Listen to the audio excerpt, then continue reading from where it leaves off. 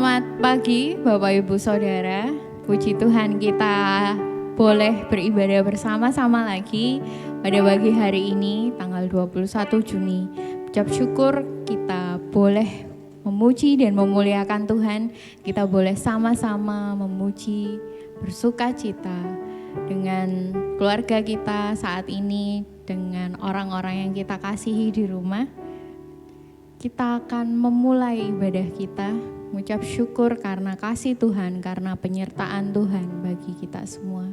Ada seruan berbakti yang terambil dari Mazmur 105 ayat yang ke-1 sampai yang ke-5 yang berbunyi, dari Daud, pujilah Tuhan hai jiwaku, pujilah namanya yang kudus hai segenap batinku.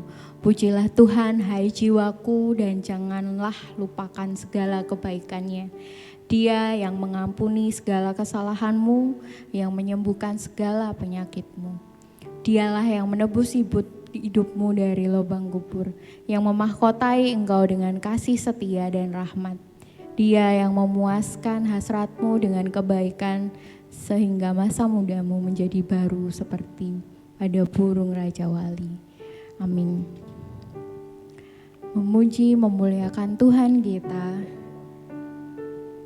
di setiap kondisi yang Tuhan boleh izinkan bagi kita. Betapa hebatnya Tuhan Allah kita, betapa dahsyatnya pencipta kita, dengan setiap segala yang sudah Dia berikan.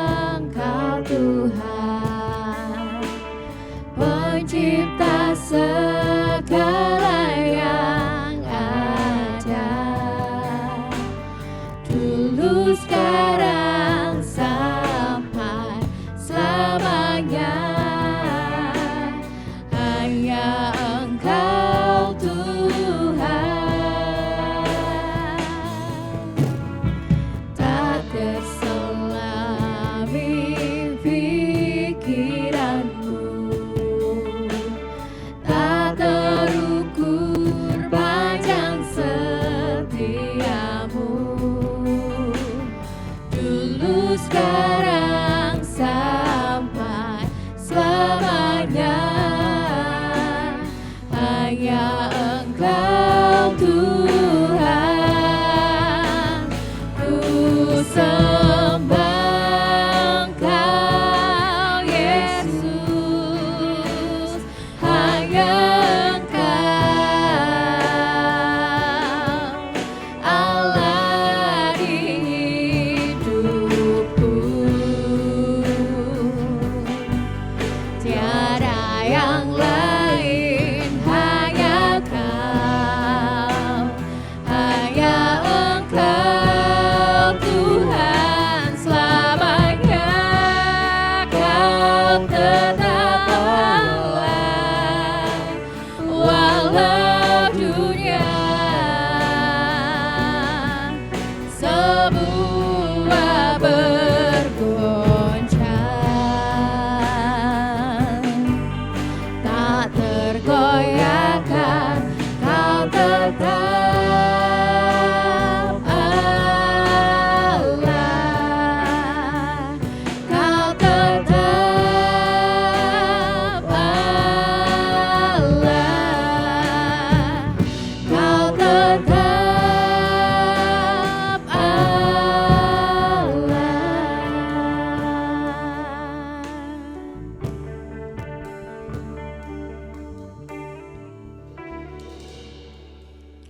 Selamat pagi Yesus, selamat pagi Bapa. Terima kasih ya Allah karena hari ini kami boleh sama-sama beribadah dari rumah kami masing-masing Tuhan. Tapi ya Bapa, kami memiliki hati yang sama, hati yang rindu untuk memuji, memuliakan Tuhan. Hati yang sama untuk boleh mendengar setiap perkataan-Mu ya Yesus. Ini kami Tuhan, ini ibadah kami, memberkati setiap kami, memberkati keluarga kami, memberkati saudara-saudara seiman kami, dimanapun mereka berada ya Tuhan. Kami yakin dan percaya penyertaan-Mu sungguh nyata, karena Engkau Allah yang hebat, Engkau Allah yang maha kuasa ya Bapa. Mengucap syukur di tengah kondisi saat ini kami masih bisa beribadah Tuhan. Dalam nama-Mu Yesus kami serahkan Tuhan semuanya. Amin. Selamat pagi Bapak Ibu. Masih bersuka cita, masih bersemangat untuk boleh memuji dan memuliakan Tuhan. Kemuliaan hanya bagi nama Tuhan saja. Kita sama-sama menyanyi, kita sama-sama memuji Tuhan. Nyanyi glory.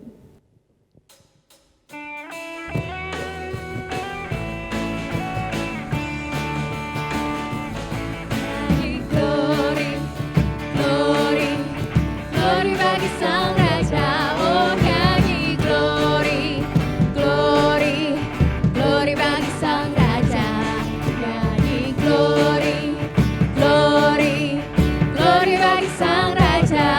Mari rayakan dan nyanyi, mari serukan namanya, mari serukan, hey serukan, hey bahwa Yesuslah Raja, oh mari serukan.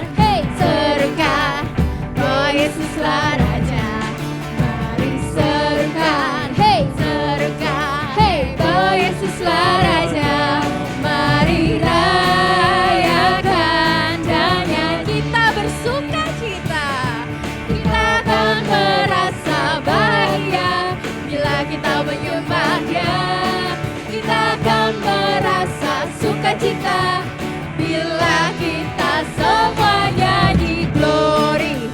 Glory, glory bagi Sang Raja, oh nyanyi glory, glory, glory bagi Sang Raja, nyanyi glory, glory, glory bagi Sang Raja.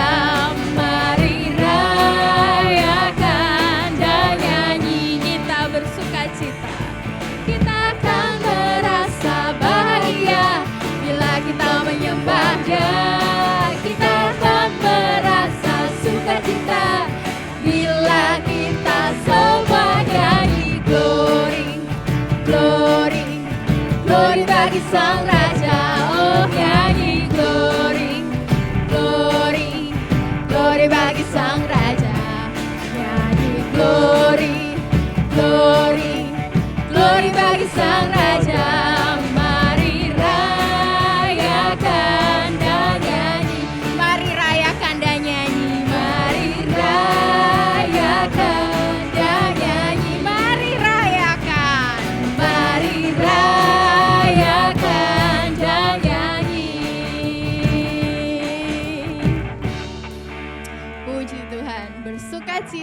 karena Yesuslah Raja kita.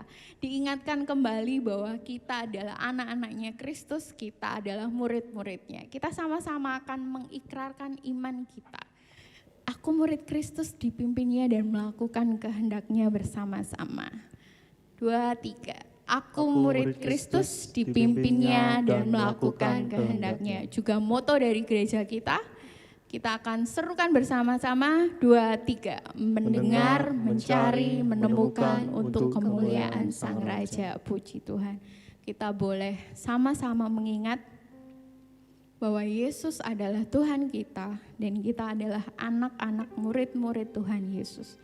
Kita akan mulai mempersiapkan hati pikiran kita untuk boleh masuk dalam firman Tuhan yang akan ditolong oleh Bapak Adreng.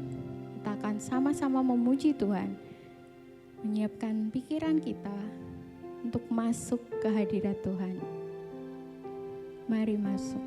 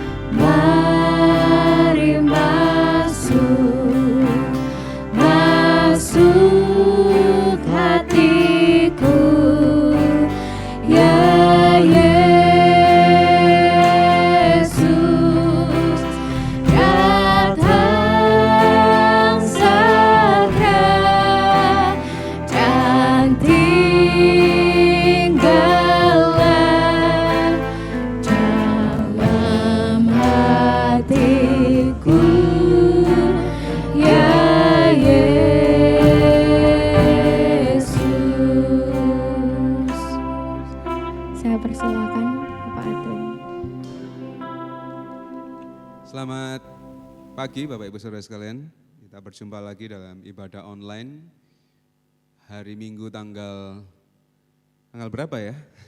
Tanggal 21 ya, tanggal 21. Sebelum kita mendengarkan firman Tuhan, mari kita berdoa terlebih dahulu. Tuhan Allah Bapa yang bertata di kerajaan surga, kami mengucap syukur, kami sudah menikmati ibadah pada pagi hari ini, kami sudah menaikkan puji-pujian kepada Tuhan. Dan saat ini kami boleh merenungkan firman Tuhan. Kiranya Tuhan menolong kami dalam perenungan kami pada pagi hari ini. Tuhan kiranya memakai hati dan pikiran kami, menjadikan lahan yang subur sehingga boleh ditanami dengan kebenaran firman Tuhan. Kami menyerahkan Tuhan, berdoa untuk hamba-Mu yang tidak sempurna ini supaya dapat menyatakan yang sempurna yang daripada Tuhan. Di dalam nama Tuhan Yesus kami menyerahkan perenungan firman Tuhan pada pagi hari ini. Haleluya, amin. Sekali lagi saya mengucapkan selamat pagi. Hari ini temanya adalah masih dalam rangka penginjilan. Dalam subtema kesembuhan ilahi sebagai sarana penginjilan. Terambil dari Markus 1 ayat 40 sampai 45. Kita akan membuka ayat Alkitab ini. Saya undang sidang jemaat untuk boleh membuka Alkitabnya. Ya. Jangan kulkasnya ya.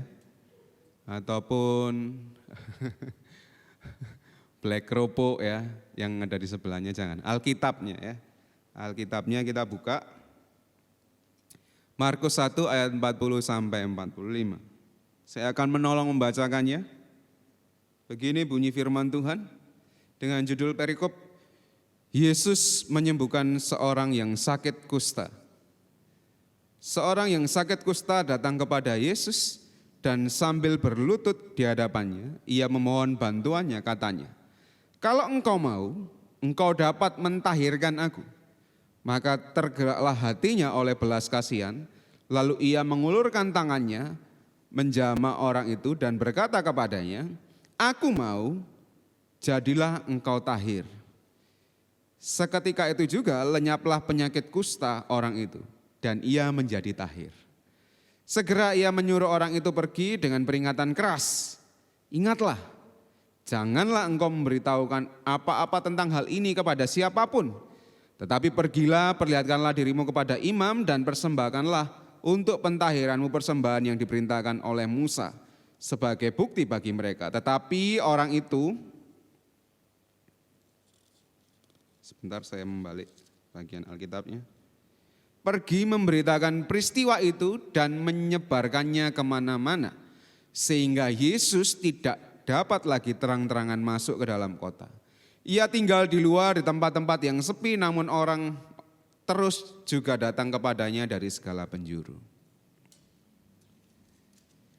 Mungkin kita semua sudah sering memperhatikan bagian dari firman Tuhan ini, sering mendengar cerita tentang Tuhan Yesus yang menyembuhkan orang yang sedang sakit kusta. Sebelum kita melanjutkan firman Tuhan ini, mari kita simak video singkat berikut ini.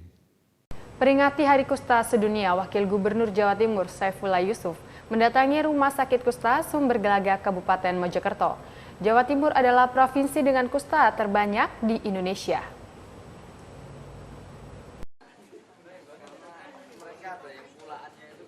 Saifullah Yusuf, Wakil Gubernur Jawa Timur, usai melakukan kunjungan di Rumah Sakit Kusta Sumber Gelaga, Kabupaten Mojokerto, mengatakan Indonesia menduduki peringkat kasus baru penderita kusta terbanyak ketiga setelah India dan Brazil.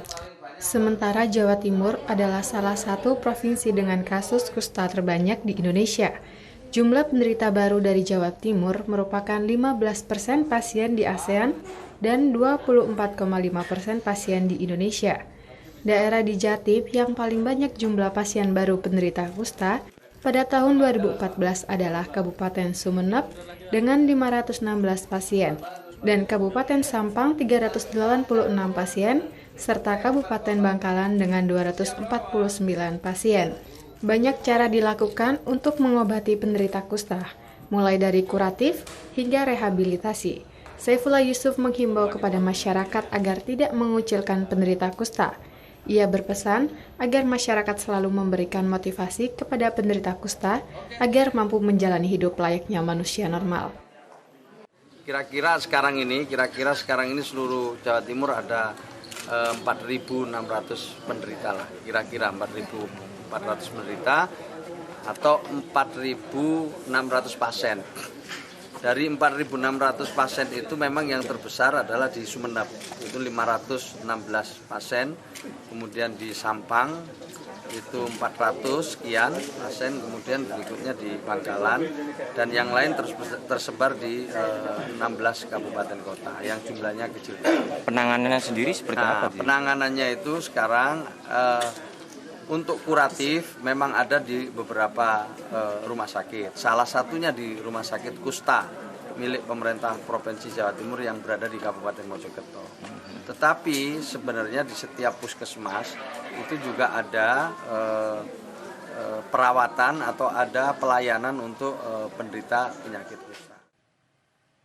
Dari Mojokerto, Ika Nurullah melaporkan. Ya, video singkat tadi bercerita tentang orang sakit kusta.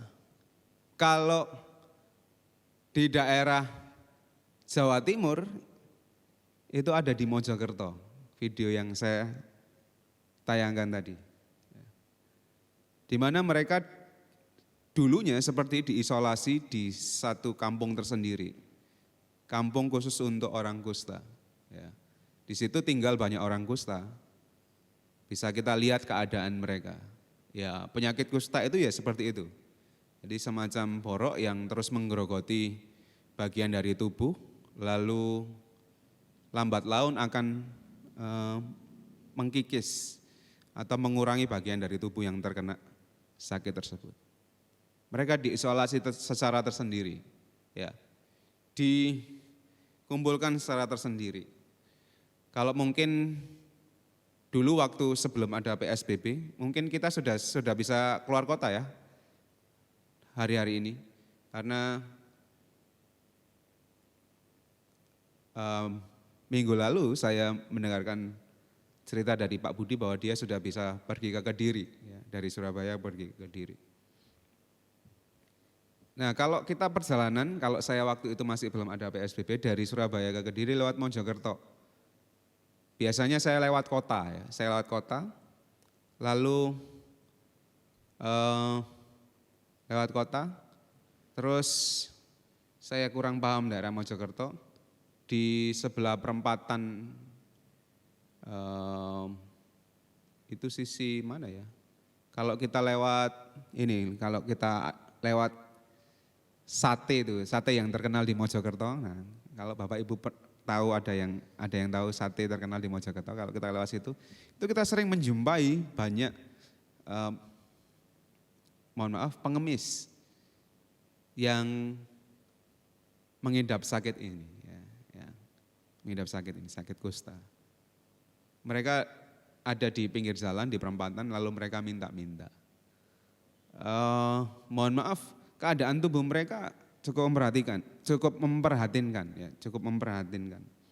Karena ada yang mungkin sudah kehilangan kaki gitu ya, kehilangan kaki, jadi ya tinggal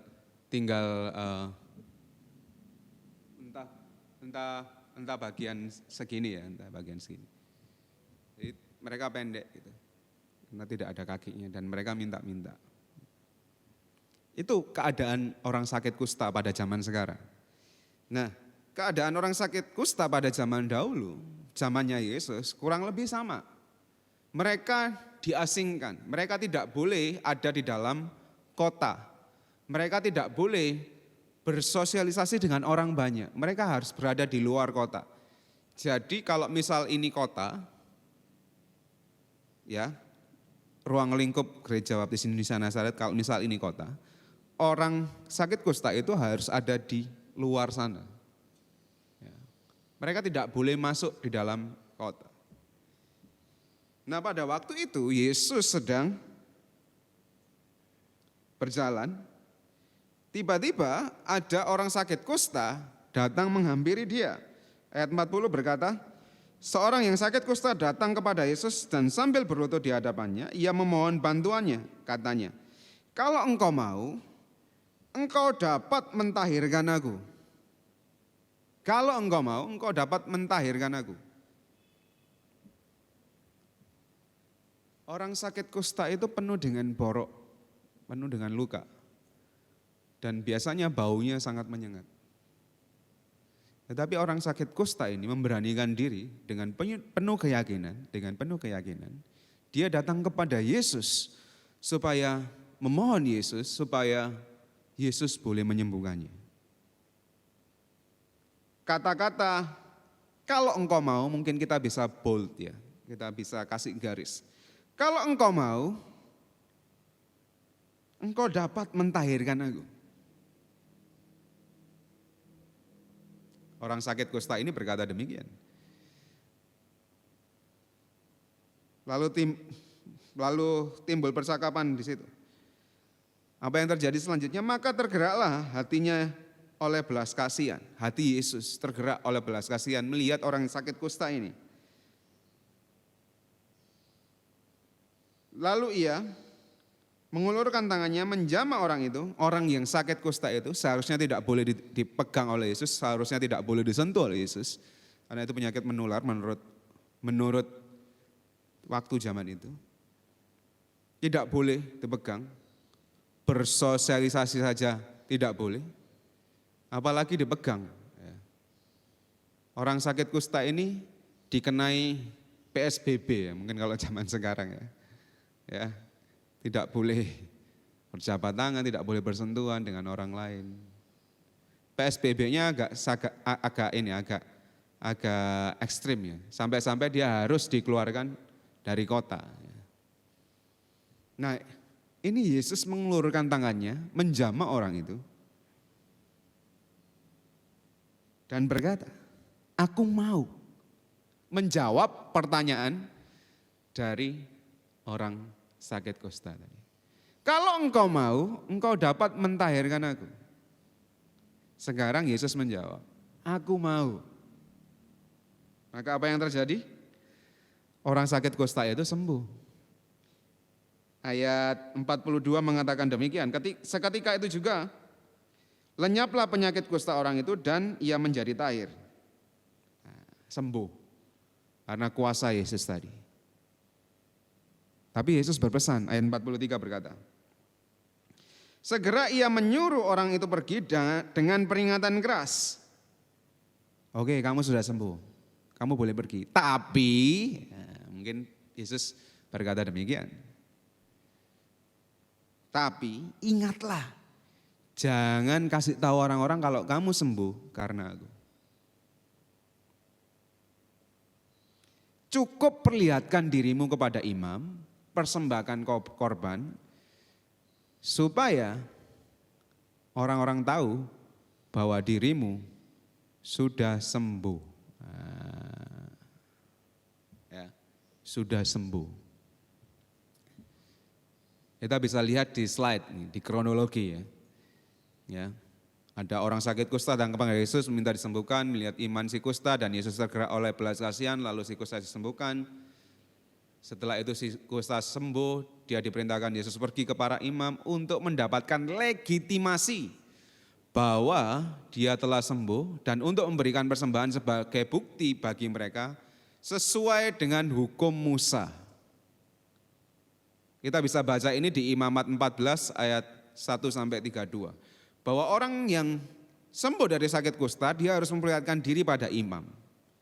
Untuk apa? Untuk disahkan, untuk mendapat surat keterangan bahwa orang ini benar-benar sembuh. Untuk bisa diakui lagi masuk ke dalam kota. Selain itu mereka juga harus memberikan persembahan kepada Musa sebagai aturan sesuai dengan hukum Musa pada waktu itu.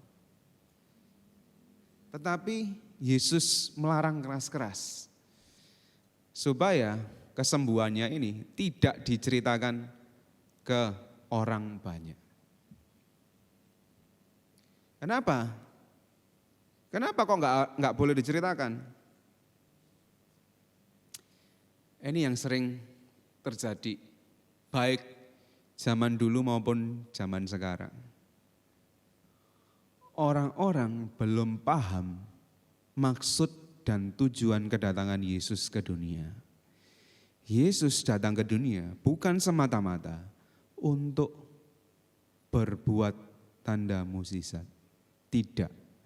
Tetapi Yesus datang ke dunia untuk menyelamatkan orang berdosa, mengakui Tuhan Yesus sebagai Tuhan dan Juru Selamatnya secara pribadi, menerima Dia sebagai Juru Selamat dia secara pribadi, terlepas dari hukuman dosa.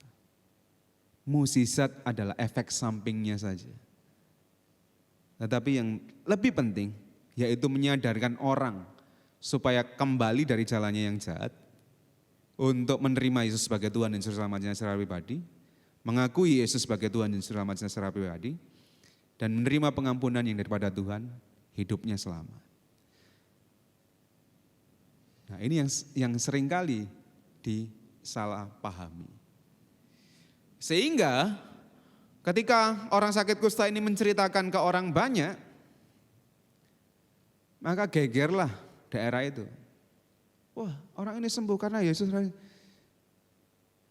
Yang tadi tujuannya datang untuk menyelamatkan orang berdosa, yang tadi tujuannya datang untuk mengajar supaya orang berbalik dari perbuatan dosanya, menuju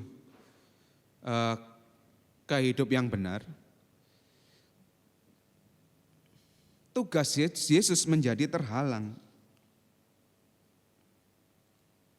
Ya. Ayat 45 berkata, tetapi orang itu pergi memberitakan peristiwa itu dan menyebarkannya kemana-mana sehingga Yesus tidak dapat lagi terang-terangan masuk ke dalam kota. Ia tinggal di luar di tempat yang sepi, namun orang terus juga datang kepadanya dari segala penjuru. Agak sedikit terhambat. Tujuan utama Yesus datang ke dunia ini. Fokusnya itu untuk menyelamatkan orang berdosa. Efek sampingnya itu mukjizat. Efek ya itu bukan yang utama. Yesus datang ke dunia ini bukan untuk apa ya? Untuk jadi wow gitu ya. Jadi amazing gitu karena perbuatan-perbuatan ajaib. Enggak. Tapi tujuan utamanya adalah untuk menyelamatkan orang yang berdosa. Dan ini sering kali disalahpahami. Banyak orang datang kepada Yesus hanya untuk mencari mujizatnya saja. Bukan berarti salah, tidak. Bukan berarti cara tentang mujizat itu salah untuk penginjilan, bukan. Tetapi orang-orang salah memahami. Orang banyak salah memahami bahwa Yesus mengadakan mukjizat itu untuk supaya terkenal. Tidak, bukan itu. Dan ini yang sering salah dipahami oleh banyak gereja sekarang ini. Mengadakan tanda mukjizat itu baik. Mengadakan banyak kegerakan mukjizat itu baik. Kebersandaran diri kita kepada mukjizat Tuhan itu baik. Tetapi terlebih lagi, ketika kita benar-benar membawa orang datang kepada Yesus bukan karena mukjizatnya, tetapi karena hatinya benar-benar percaya penuh kepada Tuhan Yesus sebagai Tuhan dan Juru Selamat secara pribadi. Salah satu yang dilakukan mungkin kesembuhan ilahi ya. Ini akan kita bahas. Apakah salah melakukan hal tersebut? Ya tidak salah. Tetapi harus diketahui benar-benar tujuannya untuk apa. Apakah benar dengan mengadakan tanda-tanda mukjizat, misalnya salah satunya kesembuhan ilahi, Yesus yang benar-benar dimuliakan? Apakah benar ketika kita mengadakan tanda-tanda mukjizat sehingga membawa orang itu benar-benar datang kepada Yesus, atau malah orang itu percaya bahwa kita sanggup melakukan hal supranatural? Dan itu berbahaya, Next slide. Ini merupakan pendapat orang tentang salah satu tanda mukjizat, yaitu kesembuhan ilahi. Orang Kristen percaya, beberapa orang Kristen percaya bahwa segala macam penyakit pada umumnya merupakan akibat dosa di dalam dunia ini. Apabila dosa tidak pernah ada, maka tidak akan pernah ada penyakit. Ada beberapa orang Kristen percaya bahwa penyakit itu karena kita berdosa. Kalau kita nggak berdosa, itu nggak akan ada penyakit. Mungkin dasar Alkitabnya mungkin sesuai dengan apa yang terjadi pada Adam dan Hawa. Kalau Adam dan Hawa tidak berdosa, tidak jatuh dalam dosa, mungkin hidup kita akan terus di Taman Eden. Hidup kita aman dan nyaman gitu ya. Tidak mengalami sakit melahirkan, tidak mengalami susah bekerja keras. Ya. Mungkin dasarnya itu. Lalu pendapat selanjutnya, terkadang penyakit merupakan akibat langsung dari dosa dalam kehidupan seseorang. Itu dasar firman Tuhannya dari 1 Korintus 11 ayat 30 tentang ikut dalam perjamuan. Kalau kamu enggak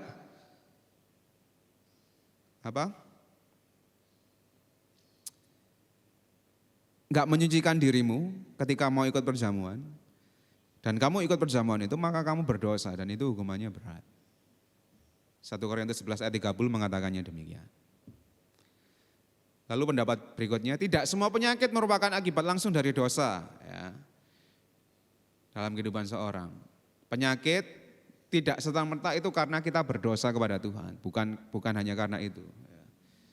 Itu bisa kita lihat dasar Alkitabnya dari Ayub ayat 1 sampai 8. Ayub hidupnya enak pertamanya, ya. Tetapi karena iblis ingin mencobai dia dan Tuhan mengizinkan itu terjadi, maka Ayub ditimpa sakit kusta. Ya. Awalnya hidupnya enak dan dia orang yang taat, tidak berdosa. Dalam artian menjalankan hukum Taurat itu dia tidak kurang. Tetapi Tuhan mengizinkan dia untuk dicobai oleh iblis.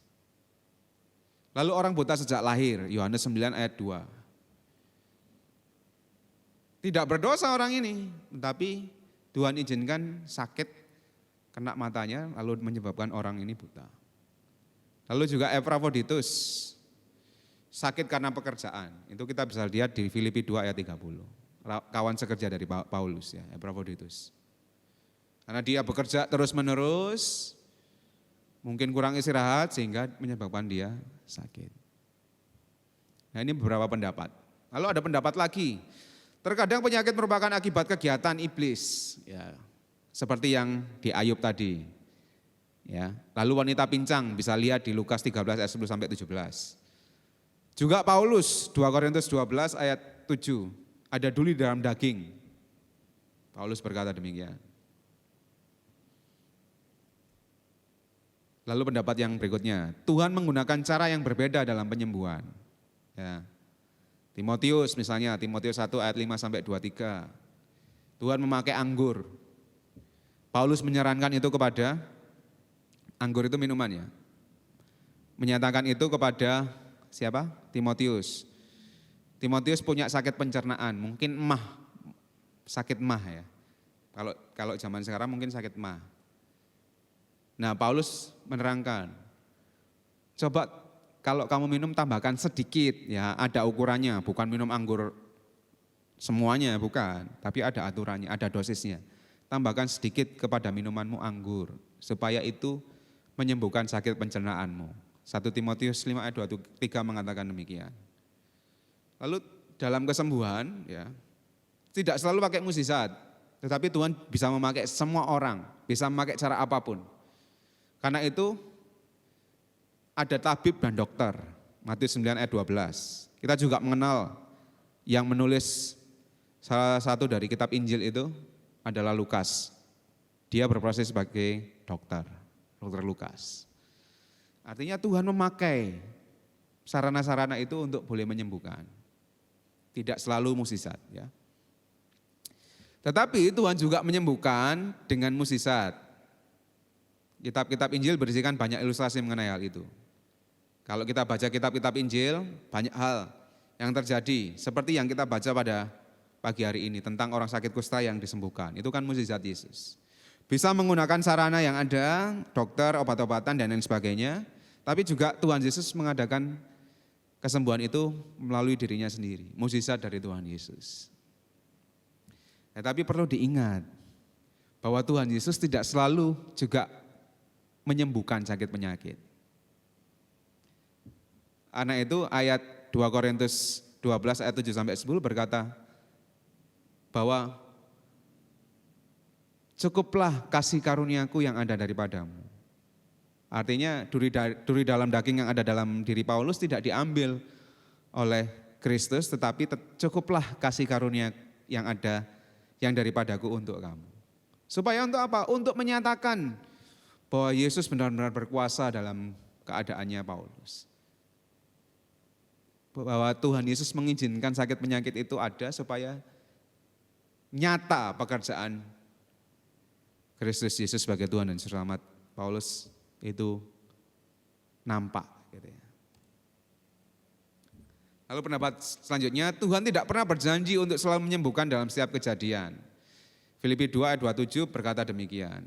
Kesembuhan dikatakan sebagai belas kasihan dari Tuhan dan bukan sesuatu yang menjadi hak kita untuk diharapkan. Tidak benar apabila dikatakan bahwa kegagalan dalam mengalami kesembuhan menandakan lemahnya iman. Oh, gak sembuh-sembuh itu berarti imannya kurang itu. Oh, gak sembuh-sembuh itu berarti gak percaya Tuhan Yesus itu. Enggak selalu seperti itu. Memang Paulus diizinkan menerima sakit penyakit itu, duri dalam daging itu. Terlebih lagi untuk menyatakan kuasa Tuhan. Dan dia cukup hidup dengan kasih karunia Tuhan. Ya.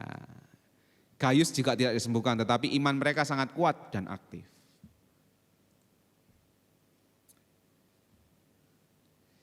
Jadi begini, kenapa saya memunculkan pendapat-pendapat itu tadi? Supaya kita paham. Ketika kita mengalami sakit penyakit, kan judul khotbahnya tadi itu, kesembuhan ilahi sebagai sarana penginjilan. Ketika kita mengalami sakit penyakit dan kita sembuh, baik itu melalui kuasa mukjizat Tuhan secara langsung, ataupun melalui kuasa Tuhan, melalui sarana prasarana obat-obatan dokter yang merawat kita. Membuktikan bahwa Tuhan berkuasa lewat semuanya itu. Dan ketika kita mau menyampaikan itu kepada orang lain, jangan semata-mata hanya kesembuhannya saja, tetapi apa yang dilakukan Tuhan itu loh yang harus disampaikan. Sehingga itu menjadi sarana penginjilan kita untuk boleh mempertobatkan mereka yang belum kenal dan percaya kepada Yesus sebagai Tuhan dan Juru Selamat secara pribadi. Jangan berkata demikian, ayo ikut-ikut ada acara kesembuhan, ayo datang. Tapi setelahnya itu tidak ditanya lagi, tidak ditantang lagi, tidak dilayani lagi, tidak dimuridkan lagi supaya mengenal Yesus lebih lagi. Jangan seperti itu, jangan cuma kesembuhannya aja yang dicari, tetapi terlebih lagi mencari Yesus sebagai Tuhan dan Juru Selamat secara pribadi. Nah, kalau hanya kesembuhannya saja yang dicari, itu sama seperti orang sakit kusta tadi. Menghambat pekerjaan, pelayanan, misi yang harusnya kita emban sebagai murid-murid Tuhan Yesus. Saya bilang kesembuhan ilahi itu cuma efek sampingnya saja. Tetapi tujuan utamanya adalah, mukjizat itu cuma efek sampingnya saja. Tapi tujuan utamanya adalah membawa orang kepada Yesus untuk menjadikan Yesus sebagai Tuhan dan Juru Selamat secara pribadi. Mengadakan acara-acara seperti itu bagus. Berkesaksian bahwa Tuhan Yesus menyembuhkan, menerima kuasa mukjizat diri kita, itu bagus. Tetapi terlebih lagi membawa orang percaya bahwa apa yang kita terima, kuasa mukjizat yang kita terima, itu semua dilakukan oleh Yesus atas kehendak Yesus, atas kemauan Yesus, atas otoritas Yesus. Dan hanya ketika kita percaya kepada Yesus, kita menerima kuasa itu. Karena itu sudah dijelaskan pada awal ayat kita baca ini. Ayat 40, saya baca sekali lagi. Orang sakit kusta berkata demikian. Kalau engkau mau, ini bukan semata-mata menunjukkan orang sakit kusta ini coba-coba, bukan semata-mata begitu.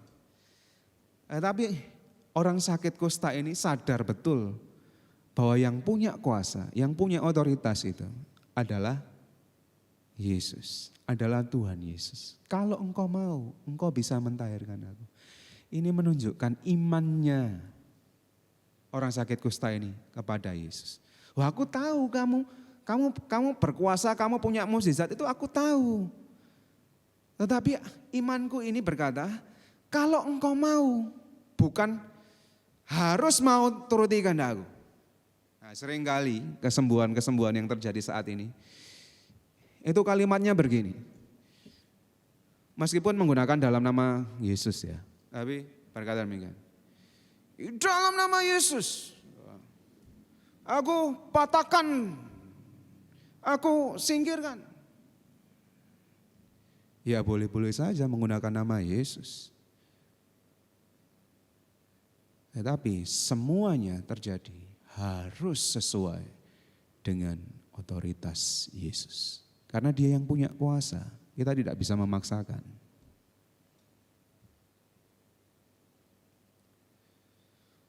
Roh kemiskinan, roh kebangkrutan, sakit penyakit, aku halau dalam nama Tuhan Yesus. Nah kalau sakit penyakitnya tetap ada, apakah nama Tuhan Yesus tidak berkuasa? Tidak, tapi Tuhan mengizinkan itu ada untuk tetap menyatakan kuasanya. Ini yang seringkali disalahpahami oleh orang banyak. Kesembuhan ilahi adalah otoritas dari Tuhan. Ketika kita mengalaminya, puji Tuhan. Tugas kita menyatakan bahwa kesembuhan yang kita terima itu adalah berkat dari Tuhan, otoritas Tuhan, kehendak Tuhan atas hidup kita. Ajak dulu ketika ada orang yang datang, aku pengen dong sembuh kayak kamu. Oh iya, tetapi boleh enggak aku berdoa atas nama Tuhan Yesus. Ajak dahulu mengenal Yesus sebagai Tuhan dan Juru Selamat secara pribadi. Karena hanya Yesus saja yang bisa menyembuhkan. Dia bisa menyembuhkan saat ini juga, tetapi dia juga bisa menyembuhkan lewat sarana prasarana yang kamu pakai.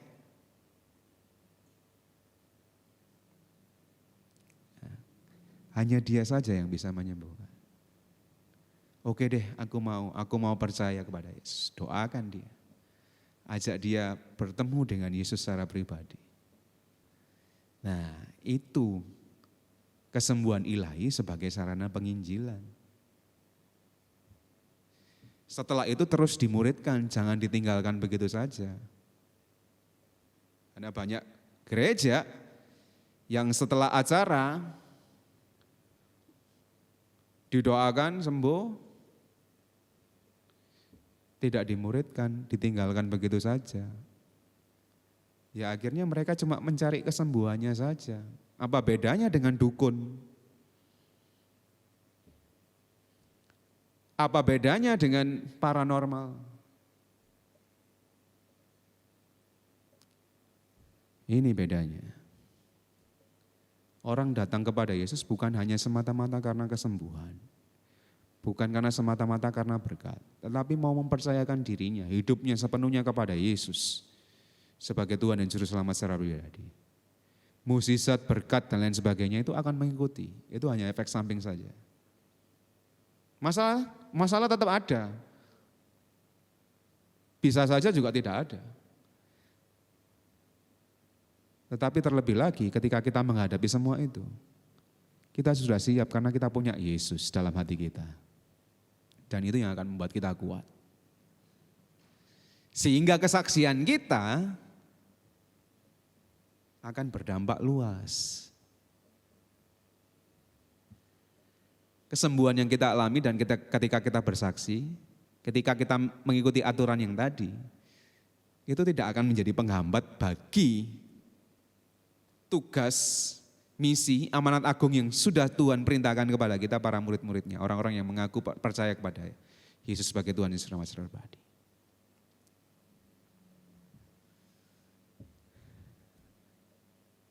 Kesembuhan sebagai sarana penginjilan. Kesembuhan ilahi sebagai sarana penginjilan.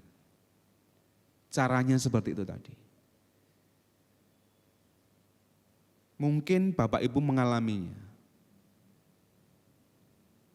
Sekali lagi, ceritakan itu. Tetapi jangan hanya saja kesembuhannya, tetapi prosesnya. Bahwa ada kebersandaran diri kita kepada Yesus. Sebagai apa Yesus itu? Sebagai paranormal? Bukan. Sebagai Tuhan dan Juru Selamat kita secara pribadi. percaya bahwa aku ini percaya Yesus, makanya aku mengalami kesembuhan itu. Dan Yesus bisa memakai sarana apa saja untuk kita bisa sembuh. Secara langsung melalui mukjizatnya bisa, secara dokter, obat yang kita minum bisa. Apapun bisa dikerjakan Yesus untuk menolong kita.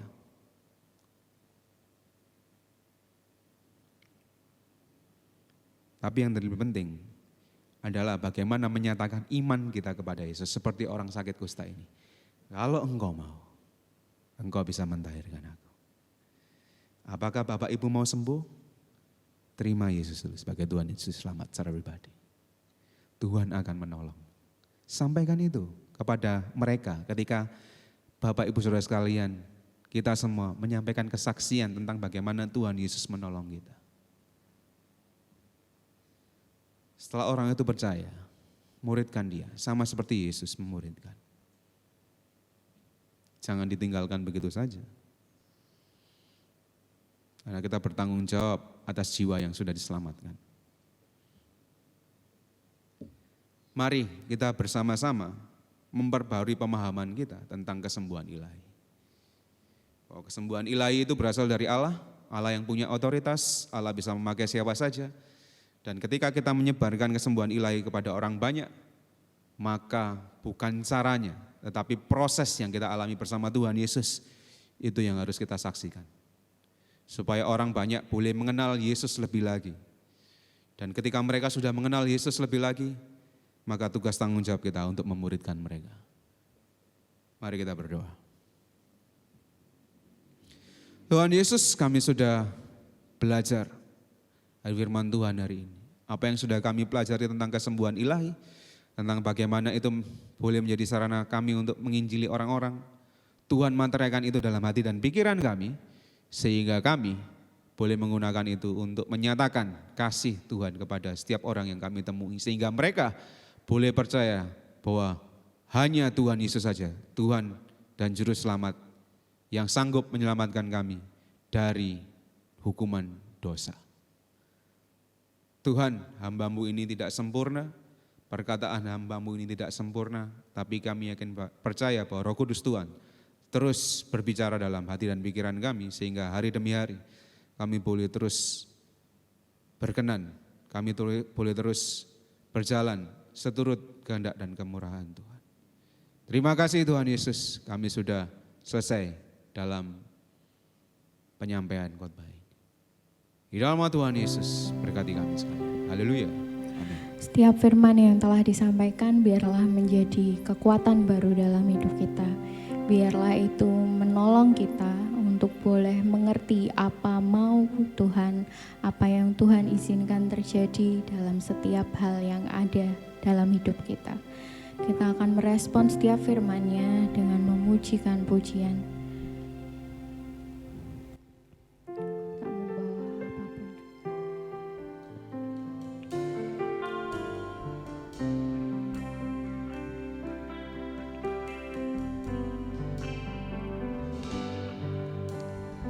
Ku tak membawa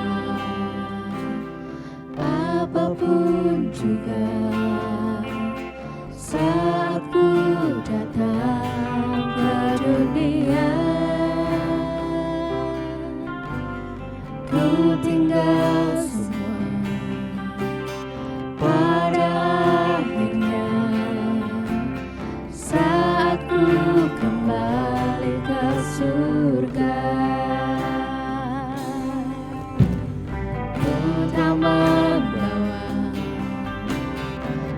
Apapun juga saat ku datang ke dunia, ku tinggal semua pada akhirnya saat ku kembali ke surga.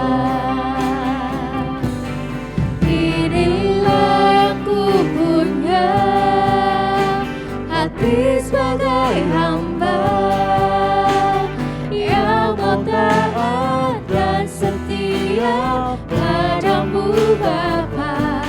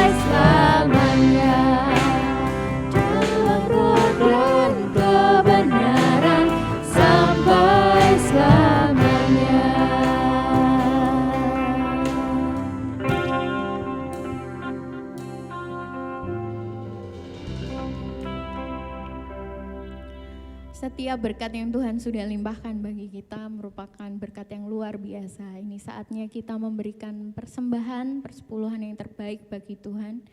Ada seruan persembahan yang terambil dari Maleakhi 3 ayat yang ke-10. Bawalah seluruh persembahan persepuluhan itu ke dalam rumah perbendaharaan, supaya ada persediaan makanan di rumahku, dan ujilah aku, firman Tuhan semesta alam. Apakah aku tidak akan membukakan bagimu tingkap-tingkap langit dan mencurahkan berkat kepadamu sampai berkelimpahan. Kita akan berdoa untuk persembahan yang sudah kita berikan bagi kemuliaan nama Tuhan. Yesus mengucap syukur Tuhan, berkat yang Kau limpahkan bagi kami sungguh luar biasa ya Bapa. Ini kami Tuhan belajar memberikan yang terbaik untuk Engkau Yesus. Biarlah ya Bapa, Engkau sendiri yang mempergunakan setiap hal yang kami berikan ini Tuhan untuk yang terbaik Bapa, untuk gerejamu. Dan biarlah Yesus Kau memberkati persembahan persepuluhan kami, memberkati orang-orang yang mengelolanya ya Tuhan.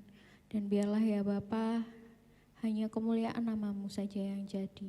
Dalam nama-Mu Yesus kami mengucap syukur Tuhan. Amin. Dari apa yang sudah disampaikan dan persembahan yang bisa dikirimkan, kita akan juga menyimak beberapa pengumuman dari warta gereja berikut ini.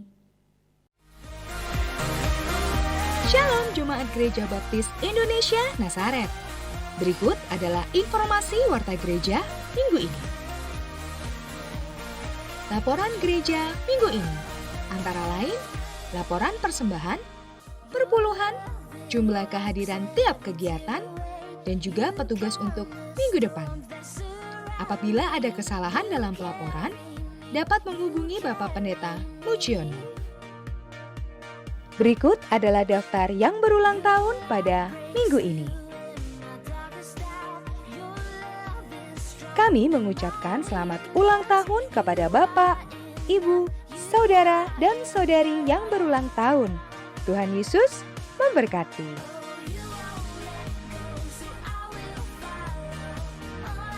Ibadah tanggal 28 Juni akan dilayani oleh Bapak Gatot Sungkono dengan tema Pilih Mana. Ibadah akan dilakukan secara online pada pukul 8 WIB atau jam 8 pagi. Selama ibadah online, persembahan dapat dilakukan dengan dua cara, yaitu via transfer, yang bisa dilakukan melalui M-Banking, Mobile Banking, ATM, atau OVO di rekening BCA Gereja. Cara kedua adalah melalui via koordinator KPW. Jemaat bisa memasukkan persembahan pada amplop putih berperekat dan diberikan kepada koordinator KPW dalam keadaan tertutup, serta diberi keterangan seperti yang tertera. Demikian informasi warta gereja minggu ini. Terima kasih, Tuhan Yesus memberkati.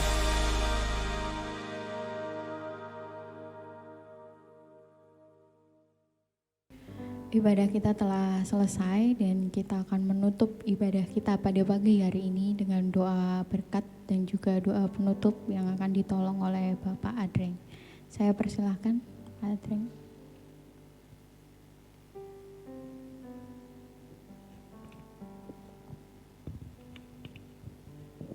Mari kita berdoa.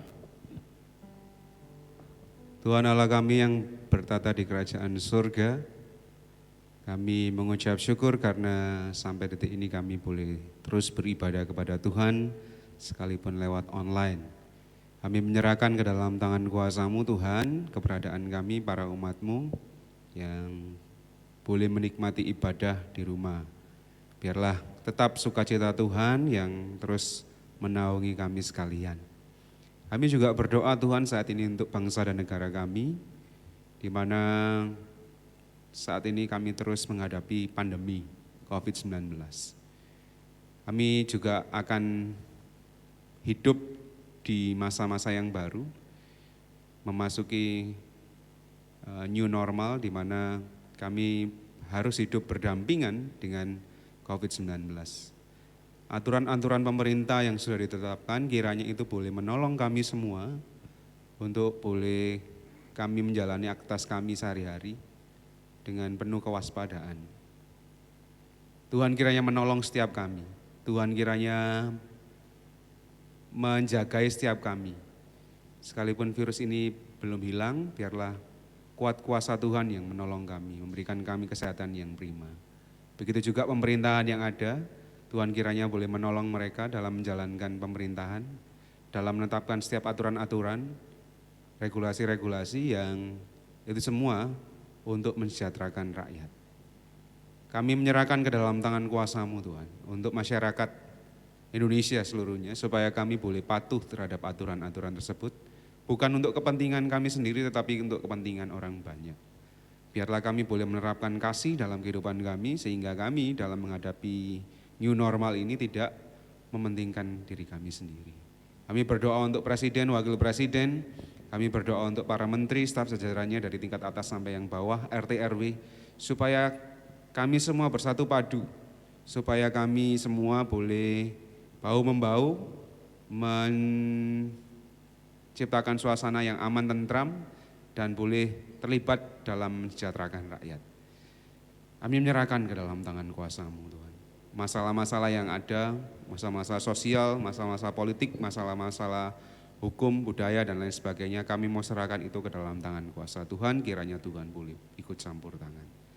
Perekonomian di negara kami, Tuhan kiranya juga tolong, di mana saat ini mal-mal mulai buka, tempat-tempat hiburan yang lain juga mulai buka, pekerjaan-pekerjaan para pekerja juga sudah mulai bekerja kembali.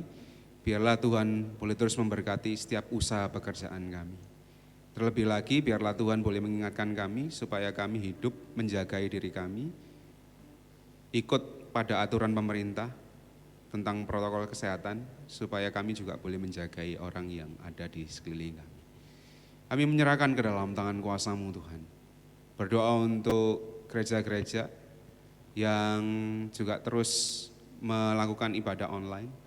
Tuhan kiranya menolong, berikan kami hikmat bijaksana, sehingga ibadah online yang kami ciptakan, yang kami buat, supaya boleh memberkati jemaat sekalian. Pelayanan-pelayanan yang kami lakukan kiranya Tuhan juga boleh menolong, memberkati jemaat yang kami layani. Dan ketika kami memutuskan nantinya untuk boleh beribadah kembali di gedung gereja, kiranya Tuhan juga memberi kami hikmat supaya kami boleh mematuhi protokol kesehatan yang ada. Bukan saja para pengurus gereja, tetapi juga para jemaat yang akan hadir ke gereja untuk dapat mengikuti ibadah. Kiranya Tuhan boleh menolong kami semua, supaya mengerti bahwa ini semua bukan untuk kepentingan diri kami sendiri, tetapi untuk kepentingan orang banyak. Tuhan kiranya menolong, memberkati.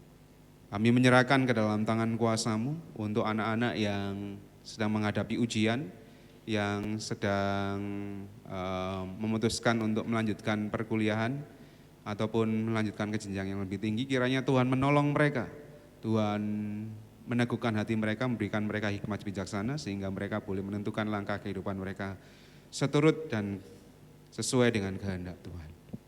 Kami menyerahkan ke dalam tangan kuasa-Mu. Berdoa untuk Gereja Baptis Indonesia Nazaret secara khusus, Tuhan berkati Bapak Pendeta Gembala kami, Bapak Pendeta Mujiono, dalam kehidupan rumah tangganya, dalam tugas tanggung jawabnya menggembalakan sidang jemaat Gereja Baptis Indonesia Nazaret. Tuhan memberkati. Berdoa untuk para perancang, Tuhan memberkati dalam tugasnya menolong pendeta untuk boleh mengemban tugas pelayanan. Kiranya Tuhan berkati. Kami berdoa untuk para jemaat, kami menyerahkan usaha pekerjaan mereka, nafkah hidup mereka. Kami menyerahkan hubungan suami istri, hubungan orang tua dan anak, hubungan sanak famili, kerabat, tetangga kiri kanan. Kiranya dimanapun kami berada sebagai umat Tuhan, kami tetap memancarkan kasih yang daripada Tuhan, sehingga orang boleh melihat bahwa Yesus benar-benar hidup di dalam kehidupan kami. Kami mau serahkan ini semua ke dalam tangan kuasa Tuhan. Segala rangkaian acara yang sudah kami buat, ibadah yang sudah kami jalani, kiranya boleh memberkati kami sekalian. Mari sekarang kita mengadakan hati dan pikiran kita Minta berkat Tuhan, biarlah damai yang daripada Allah Bapa, kasih dari Yesus Kristus dan penyertaan Roh Kudus menyertai kehidupan kita sekalian. Di dalam nama Tuhan Yesus kami sudah berdoa dan mengucap syukur. Haleluya. Amin.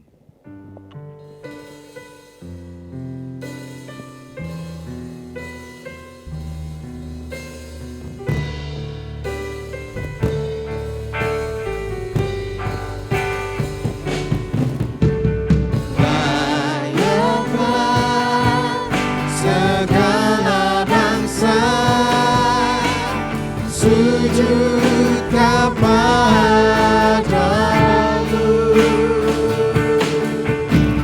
sebab Allah yang kudus layak disembah.